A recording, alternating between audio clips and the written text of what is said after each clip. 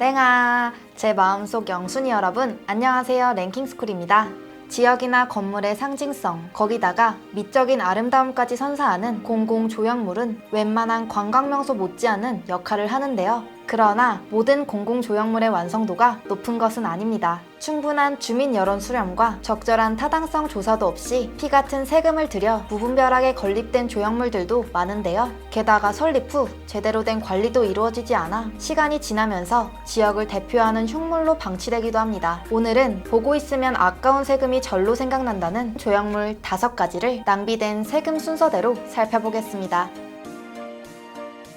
5위, 서울 슈즈트리 1억 4천만 원. 우리나라 수도답게 다양한 공공조형물이 도시 곳곳에 자리하고 있는 서울. 그래서인지 가끔은 그 의도를 알 수 없는 형이상학적인 조형물로 비난을 받곤 하는데요. 세금 1억 4천만 원을 들여 버려진 신발을 전시한다는 아이디어. 말로만 들어서는 선뜻 이해가 가지 않지만 이 황당한 일이 실제로 벌어졌습니다. 지난 2017년 서울시는 버려진 신발 3만여 켤레를 100m가량 이어붙인 대형 설치 미술품을 서울역 광장에 전시한 바 있습니다. 도시재생과 환경보전의 중요성을 일깨우겠다는 나름 특별한 의미가 담겨 있었으니 전시의 취지 자체는 좋았습니다. 하지만 작품의 외형이 공개되면서 시민들의 두 눈을 의심할 수밖에 없었는데요. 더러운 신발들이 빼곡히, 그것도 산더미처럼 모여있는 기괴한 모습이었기 때문이었죠. 이에 시민들은 가뜩이나 우중충한 빌딩 숲을 이루고 있는 서울 도심을 더욱 보기 흉하게 만든다, 작품 의도는 고사하고 거부감이 든다 등 예술로 둔갑한 흉물의 불쾌감을 드러냈고, 결국 해당 조형물은 전시 9일 만에 철거되고 말았습니다. 슈즈트리의 제작 의도는 충분히 이해하지만 갤러리가 아닌 공공장소에 작품을 설치할 땐 대다수의 시민이 어떻게 받아들일지도 고려해야 하는 거 아닐까 싶네요. 4위, 태백 송중기 송혜교 동상 2억 7천만 원.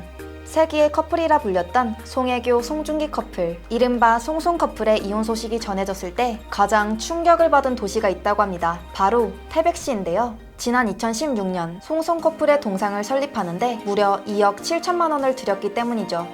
태백시는 송중기와 송혜교가 주연한 드라마 태양의 후예가 촬영된 장소로 드라마 종영 후 해외 관광객들의 발길을 사로잡기 위해 이 문제의 송송 커플 동상을 2억 7천만 원, 태양의 후예 공원을 총 사업비 3억 7천만 원을 들여 설립했다고 합니다. 게다가 송송 커플의 로맨틱한 이미지를 중점으로 2017년 5월 전국 최초로 커플들을 위한 축제인 태백 커플 축제라는 축제까지 기획했는데요. 벌써 올해로 3회째를 맞이한 이 축제는 송중기와 송혜교의 이혼 소식이 전해지면서 임시 중단되었고 동상은 철거 여부를 논의 중이라고 합니다.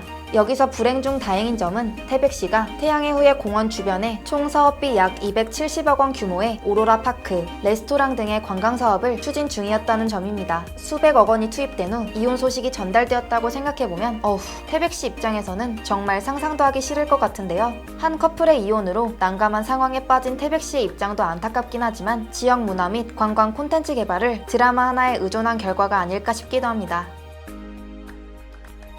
3위, 김제 용조형물 2억 8천만 원. 어두운 밤을 환하게 비춰주고 주변 분위기까지 로맨틱하게 만드는 다양한 조명시설. 하지만 잘못 만들면 오히려 호러 분위기를 조성할 수도 있는데요. 바로 김제시에서 무려 2억 8천만 원을 들여 제작했다는 용조형물 이야기입니다. 김제시는 지난 3월 시민문화체육공원에 방문객의 흥미를 유도하고 밝은 분위기의 야간 경관을 연출하고자 LED 조명시설과 대형 용 형상을 비롯한 여인상, 부들 등 3점의 조형물을 설치했습니다. 더 나은 공원 환경을 위한 김제시의 시도는 곧 흉물 논란에 휩싸였는데요. 문제의 용 조형물은 총 길이 30m 규모로 바닥에 떠리를 튼 모양입니다. 외길 산책로에 세워져 있어 이곳을 지나려면 용의 몸을 통과해야만 반대편으로 갈 수 있다고 하는데요. 불편하기 짝이 없는 위치도 문제지만 진짜 큰 문제는 밤이 어두워지면서부터 시작된다고 합니다. 용의 머리부터 몸통, 꼬리 부분까지 새빨간 조명이 비쳐 기괴함 그 자체인데요. 시민들은 김제시와 전혀 관련 없는 생뚱맞은 용 형상과 이를 비추는 붉은색 조명에 혐오감이 든다며 적절한 주민 의견 수렴 절차도 없이 조형물을 설치한 시 당국의 불쾌함과 짜증을 드러내고 있습니다. 결국 시민 800여 명이 모여 국민권익위원회에 조형물 이전을 요청하는 청원을 냈다고 하는데 시는 아직까지도 뚜렷한 대책 없이 조형물을 방치해 주민들의 성난 목소리만 커지는 상황이라고 하네요. 2위, 서울 강남스타일 동상 4억 원. 지난 2012년 아시아를 넘어 전 세계인들을 일명 말춤의 세계로 빠지게 한 그 노래, 바로 강남스타일이죠. 뮤직비디오 개제 2개월 만에 유튜브 조회수 2억 7천만 건을 넘긴 대기록을 세운 강남스타일의 인기에 편승하고자 강남구에서는 코엑스 앞에 강남스타일 동상을 제작했습니다. 무려 4억 원을 들여서요. 해당 동상은 싸이가 말춤을 출 때 취하는 손모양을 거대한 청동 조형물로 제작한 것인데요. 설치 당시 강남구에서는 뉴욕 월스트리트의 황소 동상처럼 이 동상도 강남의 상징이 돼 많은 외국인 관광객들이 모여들 것이라고 기대했습니다. 그러나 기대와는 달리 주민들로부터는 예산 낭비, 흉물 등의 거센 비판을 받은 것은 물론 강남스타일의 인기가 저물자 외국인 관광객들마저 외면하고 있는 실정인데요. 게다가 강남스타일을 부른 가수 싸이조차 손만 해놓은 것도 뭔가 웃기다며 나라를 위한 일도 아닌데 세금으로 동상을 세우는 게 과하다고 발언하기도 했었죠. 노래 제목은 물론 오빤 강남스타일이라는 가사에서도 여러 차례 등장하는 강남구 입장에서는 강남스타일이라는 노래가 특별하게 여겨질 수밖에 없습니다. 하지만 수억 원의 세금을 들여 만든 랜드마크를 목표로 한다면 단순히 인기가요의 안무를 따 만든 동상이 아닌 좀 더 깊은 고민이 필요하지 않았을까 싶습니다. 1위 충북 초대형 가마솥 5억 원.